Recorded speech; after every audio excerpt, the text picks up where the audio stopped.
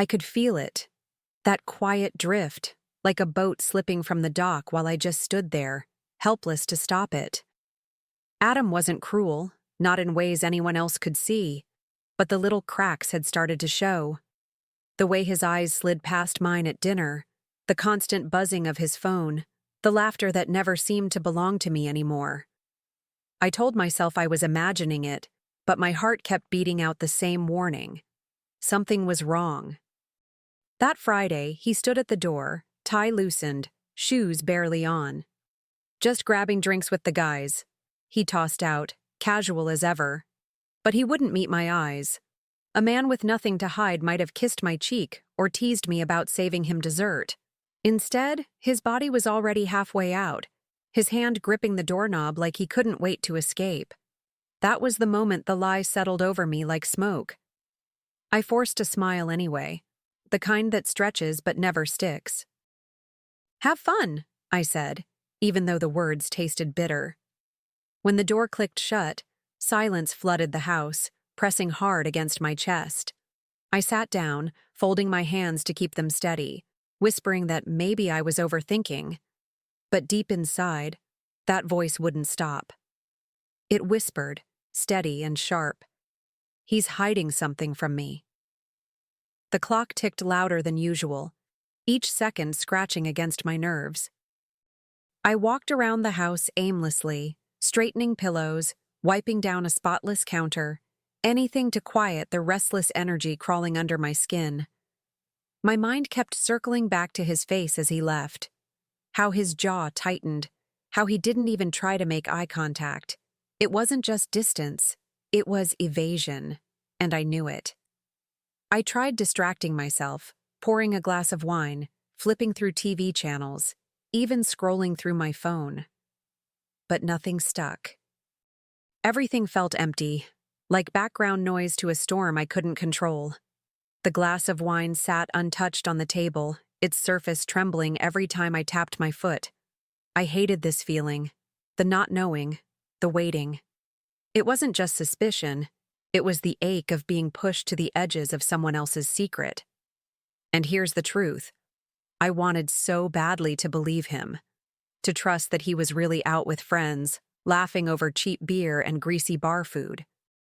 But in my chest, that whisper grew louder, almost mocking me. What if those friends weren't there at all? What if his laughter was meant for someone else? That thought stuck to me like a thorn I couldn't pull out. I wandered into our bedroom, the one place that should have felt safe, and sat on the edge of the bed. His side looked untouched, the sheets smoothed, his pillow perfectly in place. I stared at it, wondering if that space beside me had already become a stranger's territory, even if only in his mind. My throat tightened, but no tears came. It wasn't sadness anymore. It was suspicion, sharp and cutting.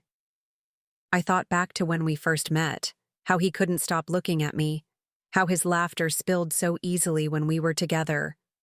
That memory only made the present sting more.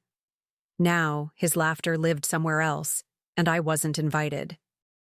The gap between us wasn't accidental. It was deliberate, built brick by brick from every lie he thought I couldn't see. And maybe, just maybe, I'd let him believe I couldn't. Lying down in the quiet, I listened to the hum of the refrigerator downstairs, the faint rattle of pipes in the walls. I told myself I'd wait, watch, and keep my eyes open. If there was a truth he was burying, I would find it. The seed of doubt was no longer just a whisper. It was a promise. And I knew the night ahead would only feed it. The house was too quiet, the kind of quiet that makes every creak sound like a warning. I sat at the kitchen table, my phone resting in front of me, screen glowing in the dark.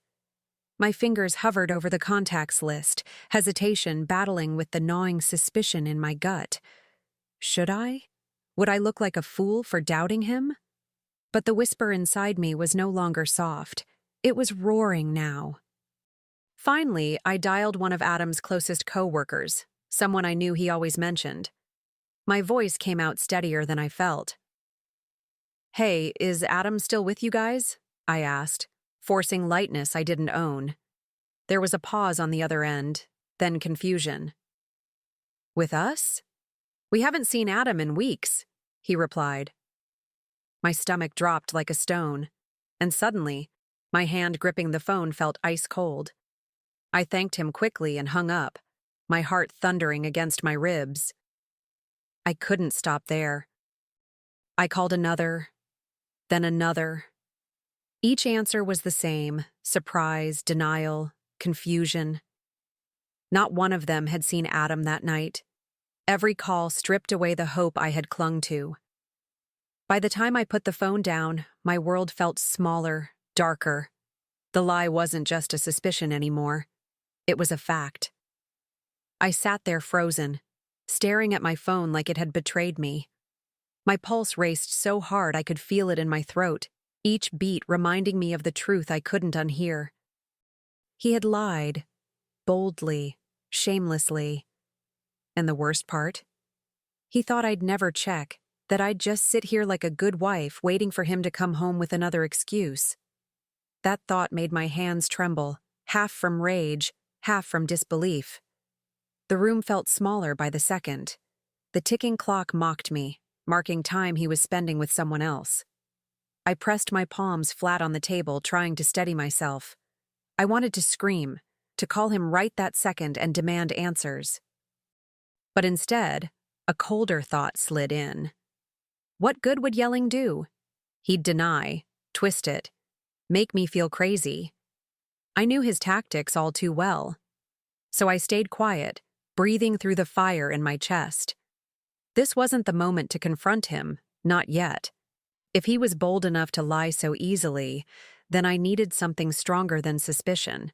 I needed proof he couldn't wiggle out of, no matter how smooth his tongue tried to be. That was the only way to end this game on my terms, not his. I picked up my phone again, not to dial this time, but to stare at his name in my contacts. My thumb hovered over it, tempted to press, tempted to demand the truth right then and there. But I stopped myself. If he could look me in the eye and lie, he could certainly lie over the phone. Confronting him without evidence would only leave me more broken, more silenced. I wasn't going to hand him that power. Leaning back in the chair, I let out a long, shaky breath. The air felt heavier, as if the walls themselves knew what I had just uncovered. I traced the rim of the untouched wine glass, feeling the coldness seep into my fingers. That glass became a mirror of me, waiting, ignored, unwanted. But inside that quiet ache, a new feeling began to stir. A fire, a plan forming in the shadows of my mind. I wasn't the same woman he thought I was, blind and naive. No, I would be patient, deliberate. If Adam thought he was playing a game, he was about to learn that I could play it better. I would find out exactly what he was hiding, and when the time came, I'd have every piece of truth laid bare in my hands. And that thought carried me into the next step I knew I had to take. The next morning, I woke up with a clarity I hadn't felt in weeks. The doubt, the silence, the calls, none of it could stay hidden anymore. If Adam thought his lies would keep me in the dark, he underestimated me. I poured myself a strong cup of coffee, hands steady now, and opened my laptop. My search history quickly turned into something new: private investigators in the city. I wasn't going to guess anymore. I was going to know. When I dialed the number, my voice didn't shake. The woman on the other end was calm, professional, like she had heard it all before. "Just give us the dates and times," she said, "and we'll take care of the rest." Hanging up, I felt a strange mixture of guilt and empowerment. Guilt for spying on my own husband, but empowerment for finally reclaiming control of my own story. I was no longer the wife waiting at home. Days dragged by, each one weighted with anticipation. When the envelope finally arrived, my heart pounded as I tore it open. Inside were photos, grainy, but clear enough. Adam, sitting at a restaurant table, his hand intertwined with another woman's, their faces lit with the kind of laughter I hadn't seen from him in years. My chest tightened, but I didn't cry. Instead, I felt a chill run through me, steady and sharp. I had what I needed. I sat at the table, those photos spread out like a deck of cruel cards. Every image was a slap, yet I stared at them without flinching. The woman's hand on his arm, his smile so effortless, his body leaning toward her as if she were the center of his world. It should have shattered me, but instead, a strange calm washed over me. The heartbreak was there, yes, but under it pulsed something colder, a steel I didn't know I carried. I reached for the drawer where we kept our documents, pulling out the thick binder that held our marriage contract. At first, it felt absurd, like paperwork couldn't possibly ease the sting of betrayal. But as I flipped through the pages, my eyes landed on the clause Adam himself had insisted on years ago: infidelity. I remembered the conversation, his paranoia, his accusations, the way he demanded protection for himself. He never imagined it would come back to choke him. Running my finger over the words, I felt a flicker of satisfaction spark in my chest.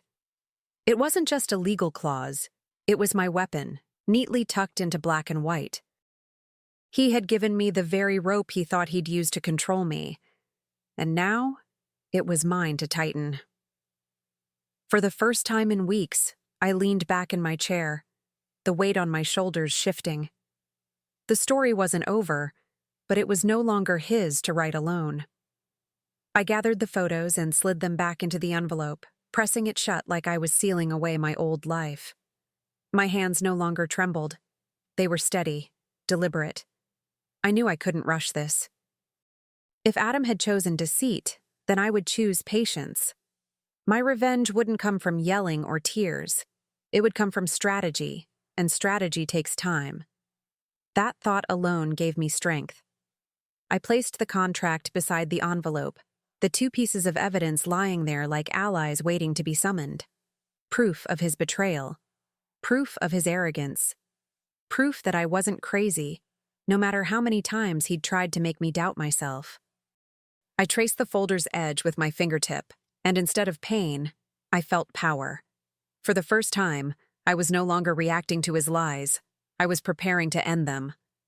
The house felt different that night, less like a cage and more like a war room.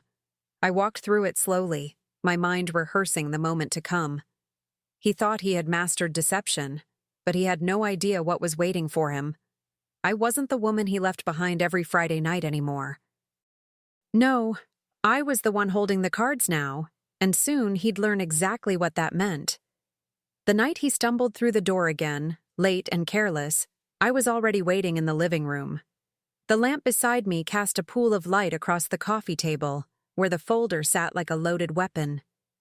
He kicked off his shoes, loosened his tie, and flashed that same tired excuse of a smile. "Long night with the guys," he muttered, shrugging off his jacket. My pulse steadied, my breath slow. This time, I was ready. I leaned forward, pushing the envelope across the table until it brushed against his hand. "Really? Which guys?" I asked, my voice sharp, each word deliberate. His brow furrowed, his hand hesitating over the photos. He tried to laugh it off, but I cut him down with the next blow. "Because I called them, every single one. And guess what? They haven't seen you in weeks." The color drained from his face in an instant. He fumbled for words, excuses spilling out like water through broken glass. "It's not what you think. She's just—" But I slammed my hand on the photos, the sound echoing through the room. The woman's face stared back at him, frozen proof of his betrayal. His mouth opened, closed, stammering for air. And before he could spin another lie, I pulled out the contract, my voice rising with every syllable. "You accused me of cheating, when all along, you were the liar." He froze, his eyes darting between the photos and the contract like he was trapped in a cage. "Sophia, please, it's not—" he started, but I cut him off, my voice sharper than I'd ever heard it. Not what it looks like? You sat across from her, held her hand, laughed with her like I didn't even exist. Do you think I'm blind? Or just stupid enough to keep swallowing your lies? My words shook the air, but my body didn't. I was stone. Adam raised his hands like he could calm the storm, but the fear in his eyes betrayed him. His shoulders sagged as he tried to soften his tone. I just needed an escape. It didn't mean anything. The pathetic desperation in his voice made bile rise in my throat. For years, he'd made me doubt myself, gaslighted me into silence. Now, finally, he was the one scrambling, his lies crumbling beneath him. I pointed to the contract, my finger pressing against the clause he once insisted on.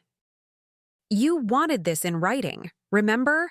You wanted protection in case I was unfaithful. But look at you.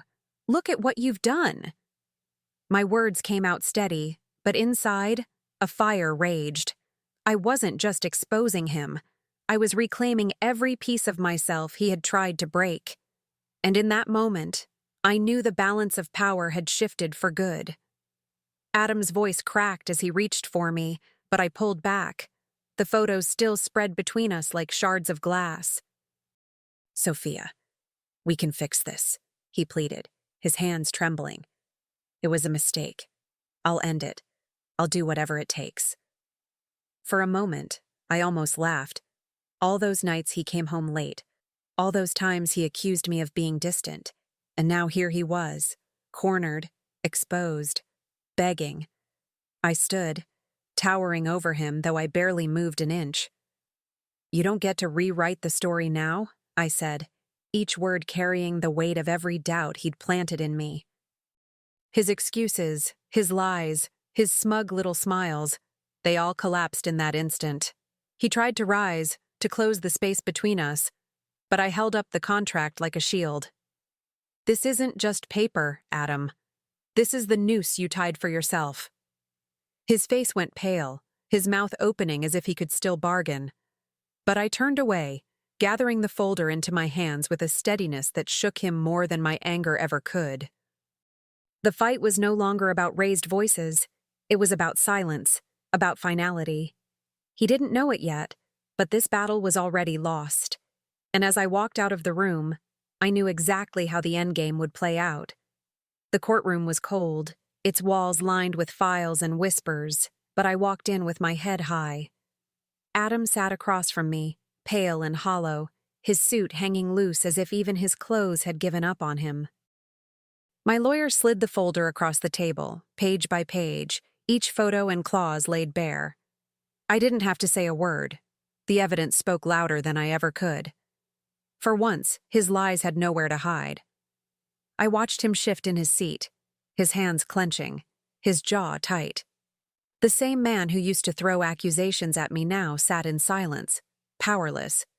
Every asset he thought untouchable, our home, the accounts, the investments, was being transferred into my name with the stroke of a pen. The judge's voice was steady, almost indifferent, but to me it was a symphony. Justice wasn't loud or dramatic. It was clean, precise, final.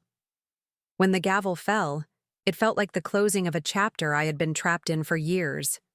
Adam looked at me then, eyes wide, lips parting as if to beg.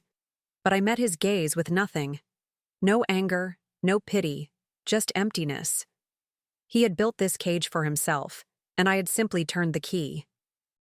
I stood, gathered my papers, and walked out. Not as his wife, not as his victim, but as the woman who had finally taken back everything he tried to steal. In the weeks that followed, the papers were signed, sealed, and delivered. The house, mine. The accounts, mine. Every possession Adam thought defined his power now sat under my control. I walked through the rooms differently, not as a guest in my own life, but as the rightful owner. The silence that once suffocated me now felt like freedom. Each breath was lighter, each step more certain, as if the weight of his deceit had finally lifted off my shoulders. Adam, on the other hand, spiraled. I ignored his calls, his texts, the desperate voicemails dripping with regret. "Please, Sophia, let's talk," he begged, his voice breaking through the speaker. I deleted them without a second thought. He had used up every chance, every ounce of goodwill, and now all that remained was the echo of his own betrayal. He wasn't reaching for me. He was clawing at the ruins of his own making. Some nights, I would pour myself a glass of wine and stand by the window, looking out at the world that suddenly felt wide open again. The bitterness didn't consume me. It fueled me. This wasn't about revenge alone. It was about reclaiming my life. I had been patient, deliberate, and in the end, his lies became the rope he wrapped around his own neck. And now, I was free to step into the future on my terms. One afternoon, I walked through the garden, the sun warming my face, the air sweet with lavender. I realized I was smiling, really smiling, for the first time in months. This house wasn't a prison anymore. It was mine. Every wall and window a reminder that I had survived, that I had won. The betrayal hadn't broken me. It had sharpened me. I was no longer the woman who waited in silence. I was the woman who acted. Adam tried, of course. Mutual friends told me about his bitterness, how he sulked in a small apartment, blaming me for his fall. But I didn't flinch. Let him stew in the mess he created. His regret was his burden to carry, not mine. I had carried enough for both of us during all those years of doubt and deception. Now the scales were balanced, and for once, tilted in my favor. Standing there in the quiet, I raised my glass and whispered to myself, "To freedom." His lies had been the very chains that trapped him, and the very keys that unlocked me. I didn't need closure from him, because I had already written my own ending, stronger, wiser, untouchable. And as I looked out at the horizon, I knew this wasn't just the end of a marriage. It was the beginning of me,